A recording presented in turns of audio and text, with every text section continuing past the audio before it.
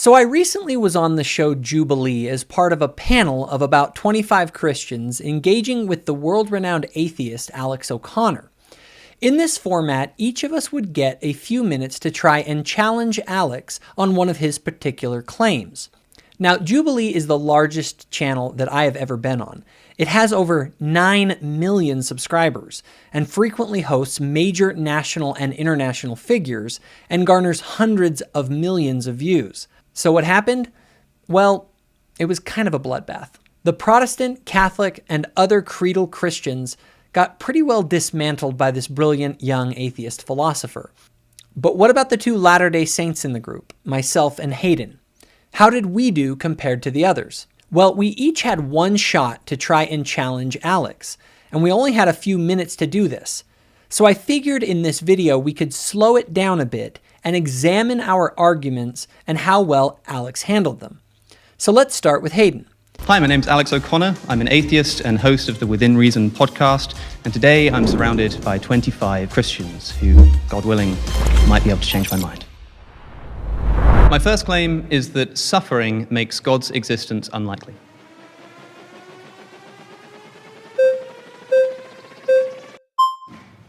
Ooh.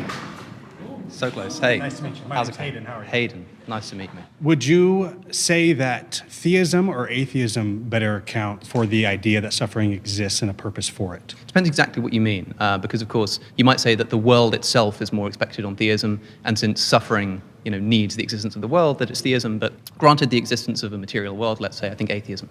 Okay. Would you agree that consciousness is necessary for suffering?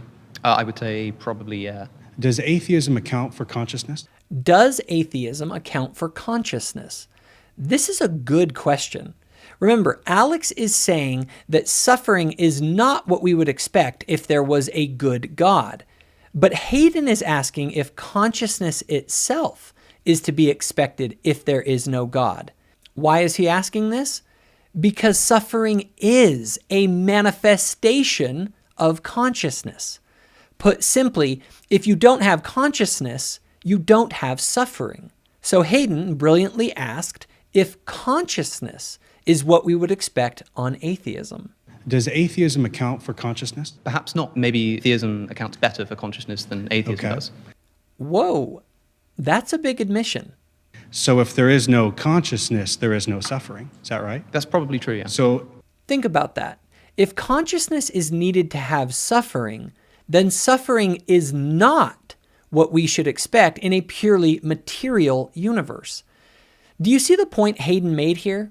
if atheism cannot account for consciousness, then it cannot account for suffering. Would you agree with that? So I think what we're doing here is we're sort of slightly shifting the goalposts. Did you see Alex's face? I think he realized he was in trouble here. If you don't want to grant the existence of the material world before we start talking about this, we can do an argument from consciousness. But then we need to debate whether consciousness is explicable on atheism. What I'm going to say is this. Sure. What I'm going to say is this. Consciousness may seem to imply the existence of a conscious creator of the universe. Exactly. That is Hayden's point. If suffering is a manifestation of consciousness, then when you ask why suffering, you are also asking why consciousness. And Alex is not willing to say that consciousness is better explained on atheism. So watch how he tries to pivot away from this and go on the offense. We're here talking about, I suppose we're talking about Christianity, and the claim was about God. But the God that you believe in, let's say, if we grant that there is a creator deity who sort of brings about the universe of conscious creatures, have you ever heard of the evil God hypothesis that Stephen Law popularized or came up with? Tell me it. So the idea is that, imagine that there's a God who brings about the world and creates the world, but does it maliciously because he wants human beings to suffer. He brings about a world in order so that human beings will suffer. Right? That seems like a plausible hypothesis.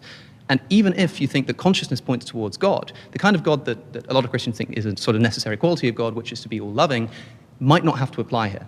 Can I ask a question? Yes. If Christianity were true, is it plausible that suffering is necessary for God's purpose, if Christianity is true, then I think it must be necessary because there'd be no other explanation. Okay, so we're not talking about whether or not Christianity is true. But if you're asking me if it's plausible that Christianity is true and therefore suffering is necessary, I would say probably not, because I don't think suffering should be necessary or could be necessary. In an atheistic worldview, I would agree with you. It makes no sense at all. But okay, I would ask this question. So can I ask you why then, if God exists and wants to come to know everybody, and wants to love everybody and does so for the sake of human beings, why he chose to imbue the world with so much suffering that is at least seemingly completely inexplicable. Are you a father?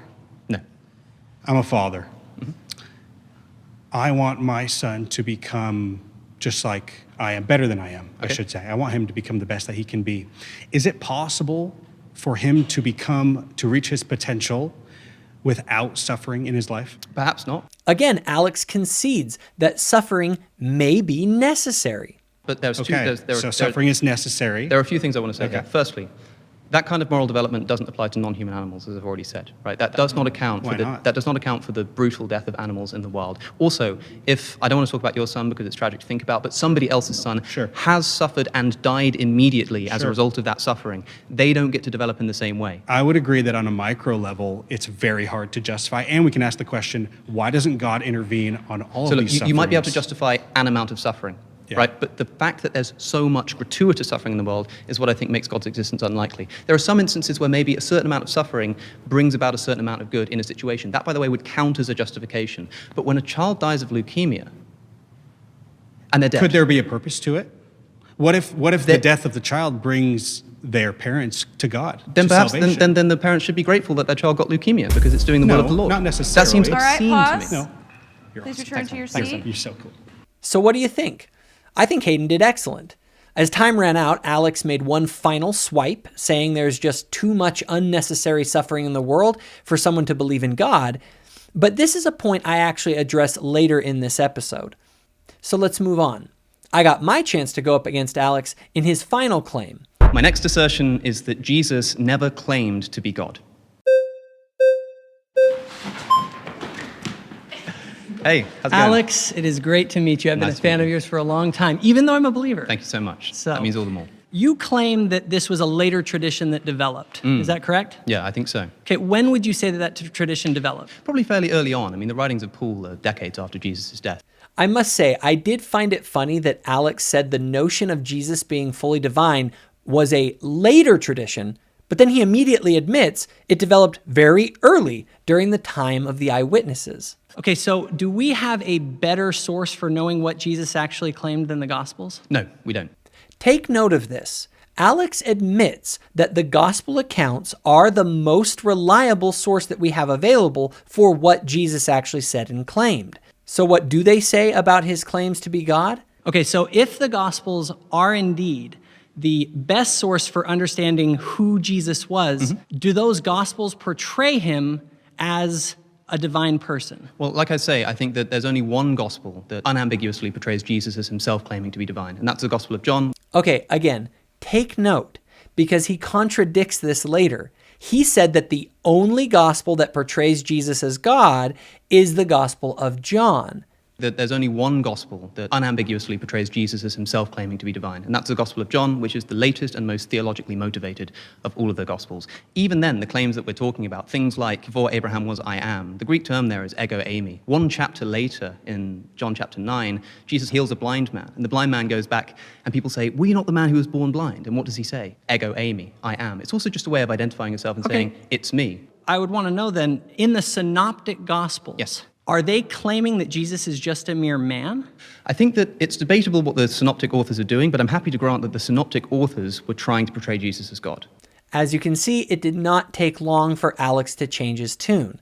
Before it was John was the only gospel that portrayed Jesus as God, and now he is saying that Matthew, Mark, and Luke also portray him as God. And thought that Jesus was God. I So, have no so problem that saying means all four gospel writers were intending to portray Jesus as God. That Is may be the correct? case, yeah. Okay. Now, in the first century Hebrew culture, do you worship anyone other than God? Depends what you mean by worship. So the Greek word for worship used in the New Testament is, I don't know how to pronounce it, proskynene or proskunene, something like that, which typically in the Hebrew is translated in the Septuagint to that word, proskynene. In the Hebrew is a word which just means something like bow down before. So for example, the same word is used when Jacob bows down before Esau. The same word is used when Joseph's brothers bow down before him when he's the governor of Egypt. The same word is used for King David, for example, in multiple books of the Bible. But in the Synoptic Gospels, is Jesus portrayed as being worshipped? I think at some points, yes. So, for example, at the end of John's Gospel with Doubting Thomas, at the beginning in the birth narratives, of course, I think the birth narratives were forged in later editions to the New Testament. I want to focus entirely on the Synoptic Gospels, because those seem to be the one that you think are the most shaky on this. Fine by in me. the Synoptic Gospels, is the charge of blasphemy given against Jesus? Yes. Absolutely, right? Yes, yeah. Can you be given the charge of blasphemy merely for claiming to be the Messiah? Well, let's find out. In the book of Acts, St. Stephen has a vision before the Pharisees. What vision does he have? He looks up before the Pharisees and he says, I can see God and I can see Jesus sat at the right hand of God. Separating Jesus and God, what do the Pharisees do? They stone him to death for blasphemy. So we know that you didn't have to claim that Jesus was identical to God in order to be stoned for blasphemy. How about judging the entire world? Is that something that a human would do? I suppose it'd have to be a very special kind of human. I understand that you think that only God can judge, sure. See, Alex said that maybe Matthew, Mark, and Luke were portraying Jesus as God, but now he is having to face all the evidence, and he eventually admits that these authors were trying to portray Jesus as God. So do the Synoptic Gospels portray Jesus as the one who is going to judge the world? I think that may be true. The Synoptic Gospels may portray him as being that. What I'm asking for is, in Jesus' own words, or indeed in his own actions, claiming to be God. For example, a moment ago you said that he was stoned for blasphemy. Can he be stoned for blasphemy for doing something other than claiming to be God? In the book of Acts, St. Stephen is stoned for exactly that. So do you agree that that, at least, isn't an indication that Jesus is claiming to be God? I don't know that they necessarily were stoning him for that exact thing. I don't know the exact context of that. With that in mind, the divine birth of Jesus is another factor that's in all the Synoptic Gospels. In those Gospels, Jesus is born of a Virgin Mary and the Holy Spirit. It's only in two of the Synoptic Gospels, and in Luke's, at least, is probably a later edition. It wasn't in the original version of Luke. Regardless, is Jesus' birth portrayed as a normal human birth? No, not at all. In all of the Synoptics. So if he's not a man, then only two of them. Well, that's fine. If he's not a man in these Gospels, then what is he? Well, again, I'm happy to say that the Synoptic authors were portraying Jesus as God. See, Alex eventually concedes because the evidence strongly shows that there is, at the very least, in the Synoptic authors, that they were trying to portray Jesus as a divine being. Especially whoever added the birth narrative to Luke after the fact. I've got no problem with that. You just don't trust those Gospels? But, no, in the same way that I don't trust the legendary account surrounding the birth of Alexander the Great. Okay. I don't think that he was God either. Is there a better, more reliable source for the historical Jesus than the Gospels? No. So let's recap. The Gospels, according to Alex, are the most reliable source for knowing what the historical Jesus said and did. And all four of these Gospels portray Jesus saying and doing things that no mortal man would do or say. But to be fair, that does not mean everything in the Gospels must be perfectly reliable, and he points that out. But within the Gospels, there are more and less historically reliable points. So as I've already said, there are seemingly sources. So for example, when Jesus says something in Aramaic on the cross, when he says, Eli, Eli. Did Jesus... Okay, pause. Sorry, you've been voted out by the majority. Please return to your seat. Cheers, good fun. Nice to meet you. Great to meet you. So overall, I enjoyed the exchange, and all the credit in the world to Alex. Being grilled by multiple people and having to do all of this off the top of your head is super challenging, and he did a great job. So, after a few more people had their turn, something happened that I did not expect. This chap over here just seems also very knowledgeable, very enthusiastic and philosophically minded as well. Why don't we bring you back? Out of everyone he spoke with, Alex chose me as the person he wanted to debate. And now I would have to make a claim and defend it from Alex. Now keep in mind that I was surrounded by 25 people who probably don't even think that I'm Christian. But I also knew that this was likely the only chance in my life that I would ever have to make a claim about the restored gospel in front of 10 million people online. So I took my shot. So, my claim, which might bother some people in this circle, and this is why I thought maybe we could find a little bit of middle ground here. That's how we like it. Because I represent a form of Christianity that a lot of people don't even consider as Christian. I'm a Latter-day Saint, also known as a Mormon. Awesome. And my claim is that the restored gospel, also known as Mormonism, provides a conception of God that is more rationally defensible than any other creedal Christian sect. Now, right here, they edited out the audible gasps and moans that I heard in the room when I said this.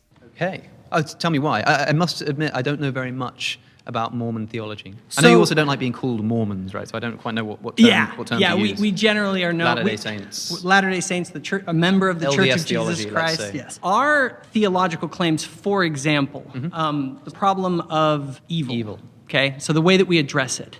So the problem really, so far as I can tell, that you have isn't so much with suffering, right? Because suffering could be something that is justifiable. Right? Yeah, in principle. It's sort of the amount of suffering, the depth of suffering. Absolutely. So the issue really is injustice. It's not injustice. It's suffering, and particularly suffering of non-human animals. Okay, this is a point that I don't know if Alex fully understood. Suffering is not inherently a problem. For example, if I have to take medicine that causes me to suffer temporarily, but then provides a better outcome later, that suffering is justified. But if I were to take that same medicine for no reason at all, then that suffering I experience would be unnecessary or unjustified.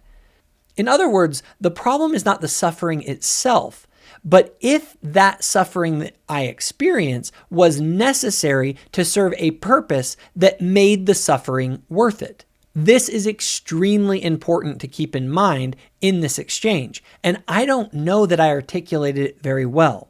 So, with the concept of injustice, the Latter-day Saint conception of God is that God actually, his purpose is to make us become as he is. Yes. Does that include animals as well? Animals are part of the created order that will be redeemed along with the rest of the created order. Okay, so what does suffering do for them? Suffering is part of the inherent nature of the world as a fallen world, okay? Even for animals? Yes, even for animals. Whose fault is that? Let me break it down. I'm throwing this a lot way. of questions. Yeah, let me break it down like this. Sure. So if I have a child, Yeah. and I want my child to grow up to become like me, my child needs to go out of my house. Yep. He needs to go into the lone and dreary world.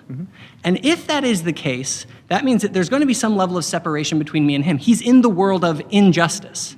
It's a world that is unfair. Why is that world unjust and unfair? Because I understand what you're saying.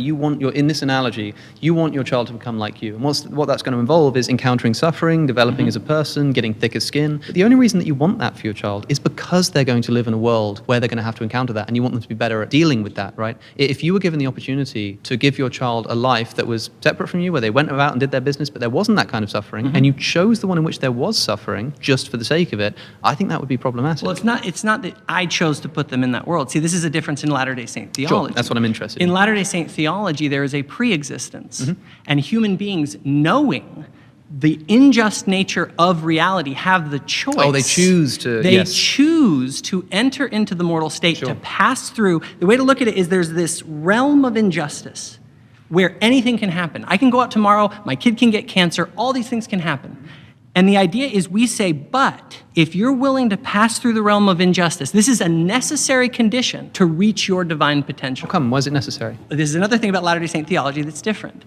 Like, for instance, God cannot create a square circle. Why does that apply here? I mean, why can't he do that? Because God cannot bring you to your divine potential because of the nature of the laws of reality. Okay, but like, why not? Because you're just sort of restating that he can't do it. I want to know why. I know what I'm saying is that there are laws that even God is bound by. Like, which laws are relevant here? Like, which laws is Like the God- law of non-contradiction, But for instance.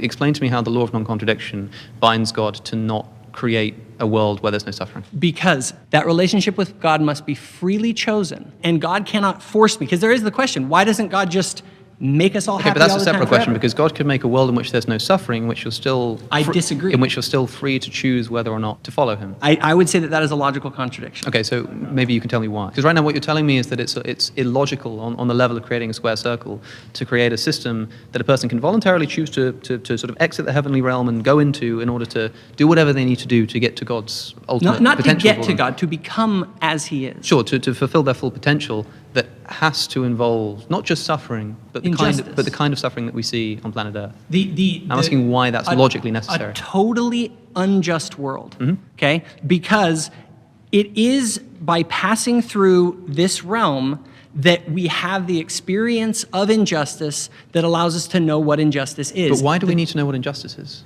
This is a great question. Alex asks, why do we need to know what injustice is? And it's the restored gospel that provides an extremely compelling answer. I wish I had this scripture handy at that moment. For it must needs be that there is an opposition in all things, If not so, righteousness could not be brought to pass, neither wickedness, neither holiness nor misery, neither good nor bad. Wherefore all things must need be compounded in one. Wherefore, if it should be one body, it must needs remain as dead, having no life, neither death, nor corruption, nor incorruption, happiness, nor misery, neither sense, nor insensibility. Wherefore it must needs have been created for a thing of naught. Wherefore there would have been no purpose in the ends of its creation. Wherefore this thing must needs destroy the wisdom of God, and his eternal purposes, and the power, and the mercy, and the justice of God. And if ye shall say there is no law, ye shall also say there is no sin. And if ye shall say there is no sin, ye shall say there is no righteousness. And if there be no righteousness, there be no happiness. And if there be no righteousness nor happiness, there be no punishment nor misery. And if these things are not, there is no God. And if there is no God, we are not, neither the earth. For there could have been no creation of things, neither to act nor to be acted upon. Wherefore all things must have vanished away. We should keep in mind that essentially the entire chapter of 2 Nephi 2 in the Book of Mormon is an answer to Alex's question. This is. But why do we need to know what injustice is? Because how else can you come to be like God? Kind of like the Adam and Eve story. There's the fruit of the tree of knowledge and good and evil. So what is justice? How do you define justice? Off the top of my head, I would say that justice is getting what you deserve. Yeah, right. Okay. And so the problem is that, like, you can imagine a situation in which there was nothing wrong, nothing bad, nothing evil, and therefore no need for this rectifying force of justice. See, this is where we disagree. The restored gospel tells us that God cannot create any state of affairs, but rather only states of affairs that are possible within the constraints of eternal law. But I get more into this as we go on. It's a little. No. We say justice is a good thing, but justice is a good thing insofar. Can you know? Hold on. Justice is a good thing insofar as it overcomes injustice. That's what it's there for. In the same way that chemotherapy is a good thing because it tries to overcome cancer. If I said that I was going to create cancer so that we could have the good of chemotherapy, and you said, why would you do that? And I said, because there's no way for us to achieve the good of chemotherapy without creating cancer, you'd look at me like I'd lost my mind. No, it's like saying, this is the better analogy. It's like saying to my son, the only way that you can become the way I am is to go out into that world where anything could happen and to persevere. I don't think Alex realizes what I'm trying to say here. I'm trying to say that it's not possible for man to become like God without suffering. We do not believe that God could create a world that is simply the Garden of Eden forever and at the same time have us become like him. It's sort of like having your child become like you while living at home the whole time while you take care of their every need. Our unique doctrine is that the fall was necessary in God's plan.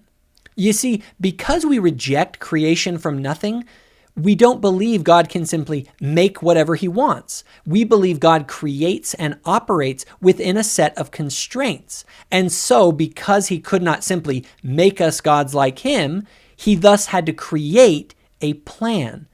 And thus in LDS scripture, it shows this plan being made by God, wherein man is offered the opportunity to become like him by passing through this unjust world of mortality. But at this point, Alex shifts the conversation into a topic that frankly is not my forte. I still have a qualm with this, but for the sake of time, I want to ask you about animals. Do animals consent to go into this? Honestly, I should have just said yes to this. In LDS thought, animals have souls that existed before this life, and perhaps some degree of agency. So it's not outside of our theology to say that animals chose to come here as some part of a plan for them involving their own progression. The animal kingdom is part of the fallen world. They are part of the fallen order. Do they feel pain? I don't know. This was a bad response. Animals certainly feel pain. But there is a question, and this is what I was getting at, about how they experience that pain in comparison to humans. For example, if I crush a fly and that fly's brother sees what happens, does that fly feel the same kind of emotional trauma that I would feel if I had just watched my brother get crushed to death? So while animals certainly do feel pain, there is a real question as to how they experience that pain and how that relates to the suffering that they experience. That's more of a good question. I don't know necessarily where What's they your fit within confidence the- level? Like if I started strangling a dog in front of you, would you stop me? Yeah, I think that I have an obligation to prevent the death of living creatures. Not death. No, I'm not going to kill it. I'm going to Well, sort of even to prevent the Deadpool suffering style of an keep it animal. alive just Yeah. so it can suffer more. Yeah, Will sure. you stop me from doing that? Yeah, Like why? because I believe that God wants us to protect the created order. Okay, so And to create goodness, light, and truth So in would the that be world. similar to like, me stepping on a plant or something? You're just like, hey, don't do that, man. It's the created No, order. you could Or do you say think that- it's because they're suffering? Yeah, I think it is probably because they're suffering, but I don't understand that suffering in terms of the way that humans suffer. Okay, because you said that the reason why it's not so much of a problem for humans to enter the Vale of Tears and have to suffer is because they consent to do so before they're born.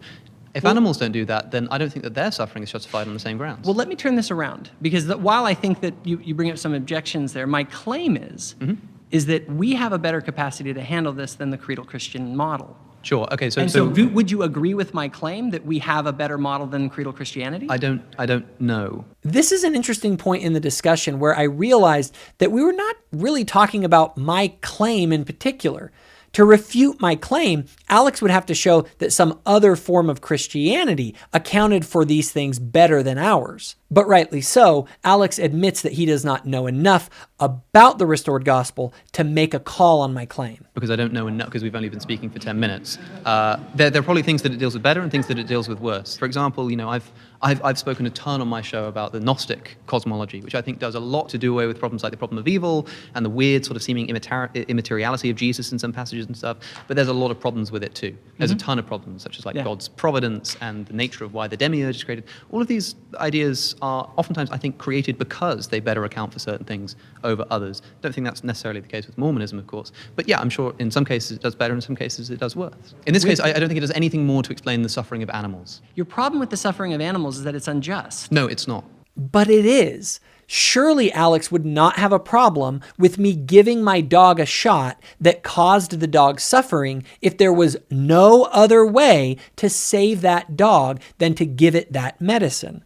Suffering is only a problem when it is not justified by a greater good. Then It's why do not. you? Then what? Suffering. It's that If it's that- suffering. If suffering ultimately is redeemed, let's say the animals on the other side, for all they suffer, they get the best possible animal future that you could ever imagine, Why- and the animals yeah. get there and they go, "This is great. It was all worth it." Yeah, then the question is then why- it would be worth then it. the So question it's is- the then question injustice is- of The it. question is, why aren't they just given that without the suffering first? Do you see how Alex is assuming it's possible for God to give animals this state of bliss without them going through this realm of injustice? In LDS thought, all of creation needs to fall in order to rise again, as taught in 2 Nephi 2. Without opposition in all things, without opposites, without contrasts, then there is no distinction. There is no good because there is no evil. There is no light because there is no darkness.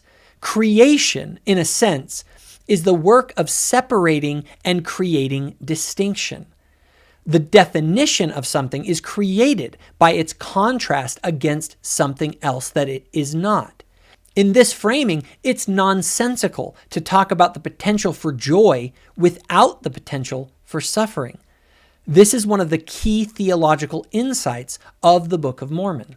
I can understand why you need to do that with humans before they get the nice reward at the end. But why the animals? Why cause them to suffer? Human beings will suffer as well, unjustly. It's I'm not just the talking about nature of justice. an unjust The world. suffering of animals, I think, is unexpected if a good God is overseeing. But it's not a the world. problem if ultimately they are compensated Well, for I think it. it still is a problem because you don't just get to inflict suffering and then compensate people and think that that's okay. Have you heard of the Bullingdon Club? It's a club. No, if I have on, to inflict hold on. suffering on here, Wait a let's- second. Let me let's let take a me dog. give you this example. Let me give you this example. There's an infamous club, a private members club at Oxford University called the Bullingdon Club. They're a bunch of like Etonites, posh kids who used to go around. They'd go to restaurants. They were incredibly rich.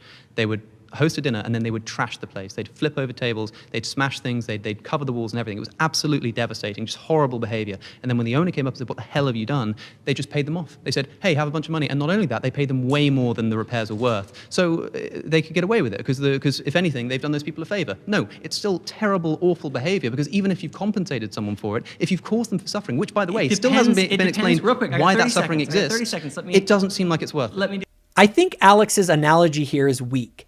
What if the only way to achieve world peace, and I say only way to achieve world peace, for the next 1,000 years was to allow that group of boys to smash up a few restaurants, and let's say all the restaurant owners would be given $1 billion to compensate them? Would that be worth it? The reality is that the Christian claim is that any and all suffering of any kind can be and will be redeemed through Christ. And the Latter-day Saint claim is that there was no other way for us or all of creation to reach our divine potential without passing through this realm of injustice, or as we might call it, the lone and dreary world. Or if it's not worth it, it doesn't seem like it's justifiable. It can be worth it, though. For instance, a dog that's getting a shot has no idea what's going on. He's just thinking, this hurts and is so terrible. And the thing is if it ultimately saves its life, it's worth it. Yeah, but imagine so if you there had the is a opportunity- compensatory reward for the suffering that's there, everything can be redeemed. I understand what you're saying. And in your view, is life even worth it? Because if life is mostly suffering, even for the animals, then isn't the logical conclusion to end this project altogether? I wish I had the chance to make this point earlier, because what Alex has to realize is that if the world is all fall and no atonement, as he would posit, why are we doing this?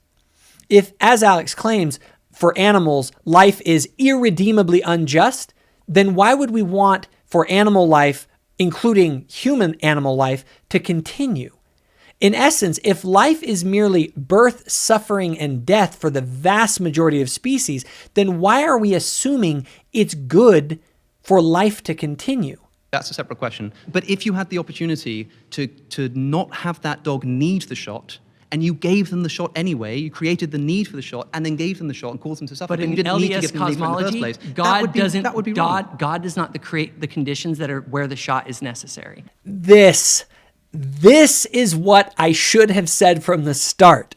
In LDS thought, God has created the best world possible to achieve his ends. And his ends are for us to become as he is, which requires us to pass through this realm of true injustice where anything can happen and animals suffer and our houses decay and all our works ultimately return to the dust.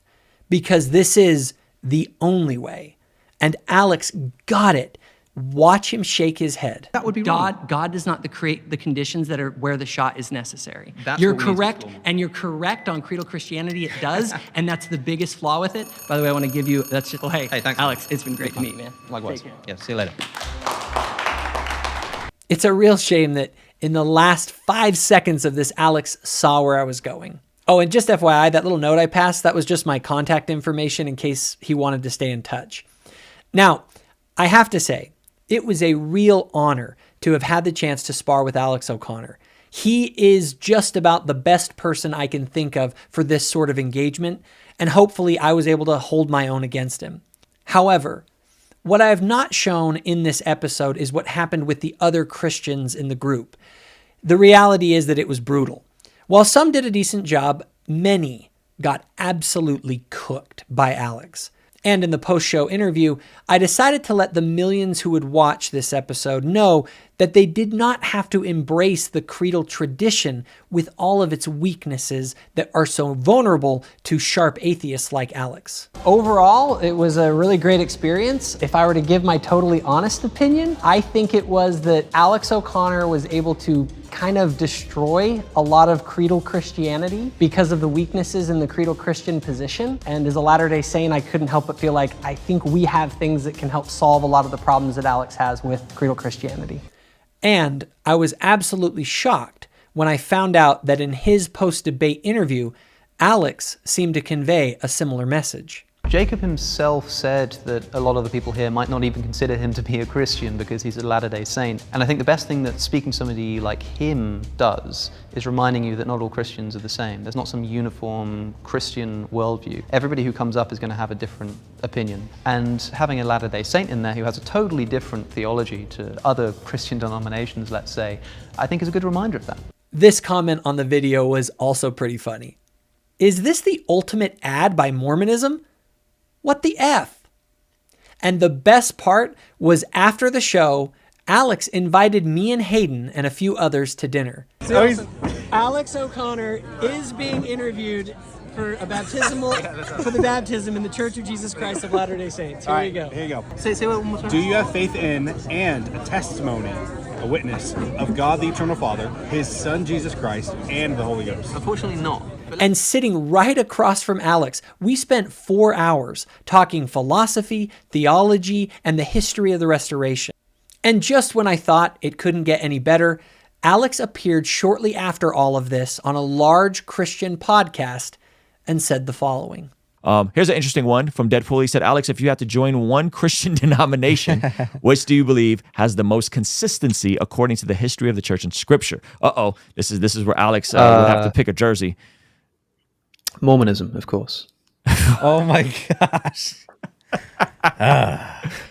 That's amazing. We don't consider them Christians. Give me another one. No, well, that's the interesting thing is that they're sort of often not. I don't even know if they really like to consider themselves Christians as such. I think there's some really interesting. I've been learning a lot about Mormonism. Mormonism's a fascinating religion in many ways. A lot of people aren't aware of its history and also of a lot of its doctrines and theological ideas and its different idea about like what God is and all of this kind of stuff. And the history of persecution of Mormons in the United States is pretty amazing too. You know, like there's so much really interesting stuff. The extermination order of Missouri, where like people were told to just kill them. You know, like it's an unbelievable history. And of course, Joseph Smith dies in a shootout in prison. Like it's one of the most dramatic stories of world religion in the world.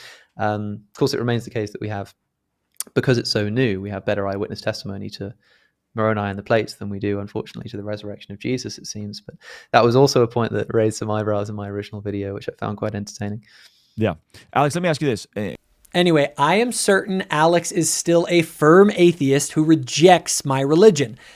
But I'm hopeful that conversations like these will help people realize that perhaps they should spend more time talking to Latter-day Saints instead of just talking about them. Hey guys, if you enjoyed this video, be sure to hit that subscribe button so my future videos show up on your feed. Also, if you or someone that you know has benefited from the content here on Thoughtful Faith, please consider becoming a channel donor or volunteer by visiting my new website, thoughtfulfaith.org, and clicking on the Get Involved page.